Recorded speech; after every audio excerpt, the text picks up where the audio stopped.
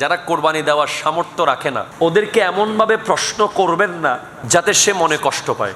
এই বছর কোরবানি দিচ্ছেন না, এবার মনে হয় আপনারা কোরবানি দিতে পারতেছেন না মনে হয়, বা এবার কি কিনতেছেন, আরে এটা তো অনেক ছোট হয়েছে, আচ্ছা কোনো মতো একটা কিনে ফেলেন না, আর কয় টাকা লাগবে।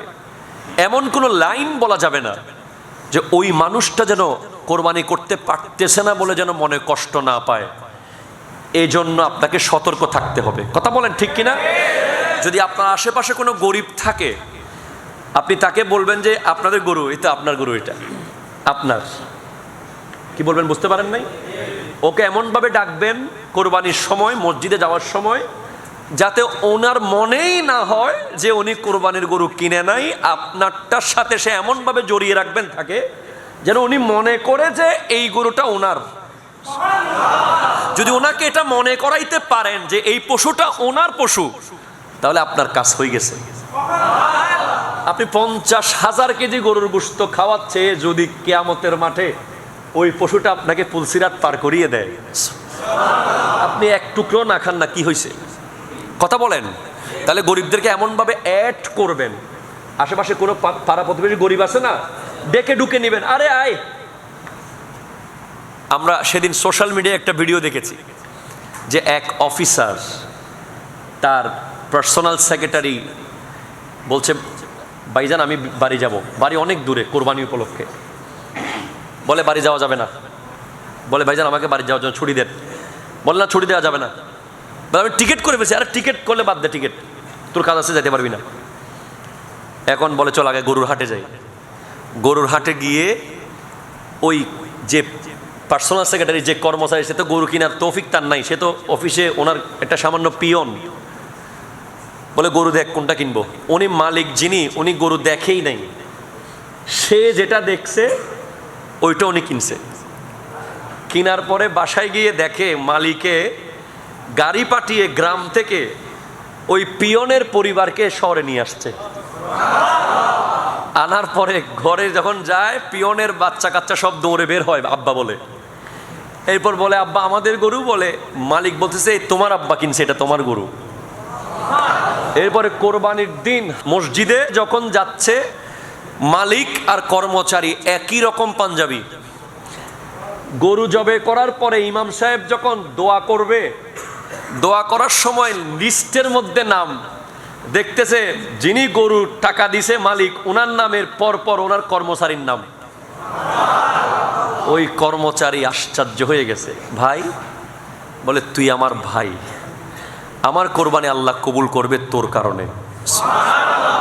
তাহলে কোরবানির পশুকে এইভাবে বিহেভ করবেন, কোরবানির পশুকে আদর করবেন। অনেকে, আমি ফকির অধম, এইমাত্র পশু কিনে আপনাদের মাহফিলে আসছি, আল্লাহ যা কিনাইছে আলহামদুলিল্লাহ। কেন কিনছি জানেন? কারণ 3 দিন আগে কেনার কারণ আছে। আমার বাচ্চা কাচ্চারা ওই পশুর সাথে খেলা করবে, দেখবে, বুঝবে, এদের মাইন্ডে একটা সেট আপ হবে যে কোরবানির নামে একটা ইবাদত আছে, আমাদেরকে ভবিষ্যতে করতে হবে। এখন আপনি কোরবানির আগের দিন রাতে দাম কম পাওয়ার জন্য কিনে সাথে সাথে ফজরে জবাই করে দিয়েছেন, আপনার পরিবারের সাথে কোরবানির পশুর একটা বন্ডিং, ভালোবাসা সৃষ্টি হওয়ার সুযোগ পাই নাই। তাই আপনারাও চেষ্টা করবেন আগে ভাগে কিনে ফেলতে, অন্তত একদিন আগে কিনবেন, যাতে মারহাবা ব্যাগ কত কিনে ফেলায়। মারহাবা বলেন তো। কেন আমি বলছি 10 টাকা বেশি নেক, এরপরেও আমার বাচ্চা কাচ্চারা ওই পশুর সাথে খেলবে, দেখবে, ওকে খাওয়াবে, ওর প্রতি মায়া তৈরি হবে। এটাই হলো কোরবানি। জোরে কর না ভাই সুবহানাল্লাহ। এরপরে সবচেয়ে গুরুত্বপূর্ণ, কোরবানির পশু জবে করার পরে অনেকে সেলফি তোলে, ওই পশুর উপরে বসে ছবি তুলে। এই ধরনের কোনো ছবি ফেসবুকে পোস্ট করবেন দরকার নেই। এরপরে সবচেয়ে ইম্পর্টেন্ট পয়েন্ট যেখানে আমি যাচ্ছি, পশু রান্না করে খাওয়ার পরে এই বছর আমরা কোনো ইহুদি পণ্য খাবো না। হাত তুলে বলেন ঠিক কিনা, জোরে বলেন ইনশাআল্লাহ। আপনি শুধু ধোকা কোলার বিরুদ্ধে লেগে গেলে হবে না, আরো আছে পান্তা, স্প্রাইট, 7 আপ, এখানে কাগজ আছে না, বোতলে কাগজ আছে না, ওখানে ভালো করে দেখলে দেখবেন কোকা কোলার কোম্পানির। অ্যাকুয়াপিনা পানি আছে।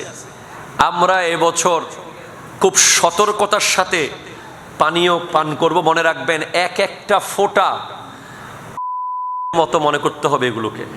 যারা আমার ভাইয়ের ফিলিস্তিনের আমার ভাই বোনকে করে তাদের পরে আজকে হাঁটতেছে, তাদের বিরুদ্ধে করার এই সময় আমরা ধোকা কোলা এবং তার যত সিস্টার কনসার্ন আছে, যত তার আর অন্যান্য প্রোডাক্ট আছে, সেগুলো বয়কট করে তাদেরকে রাস্তায় নামিয়ে দেব ইনশাআল্লাহ। ইনশাআল্লাহ জোরে বলেন না। অবশ্যই এটা করতে হবে। এখন কিছু বোকাকে দেখতেছি সোশ্যাল মিডিয়ায়, কিছু মানুষ বুঝতেছে না, কিনে ঢেলে দিচ্ছে রাস্তায়। আপনি যখন দোকান থেকে কিনে ফেললেন, টাকা তো চলে গেছে, কথা কয় না। আপনি খান বা না খান, কিনে তো ফেলছেন। সুতরাং আবেগে পড়ে কেইসে কেইসে ধোকা কোলা কিনে সেটাকে রাস্তায় ঢালতেছেন, নালায়। এই জিনিসটা হয়তো আপনি খেয়াল করেন না, এই ভুলটা করবেন না।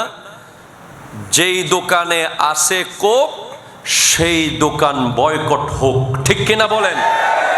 এই স্লোগান আজকে থেকে থাকবে ইনশাআল্লাহ। আমাদের এই কোরবানি যেন আল্লাহ কবুল করে, আমিন জোরে বলেন। সবাইকে নিয়ে এই কোরবানির ঈদের নামাজে আসবেন।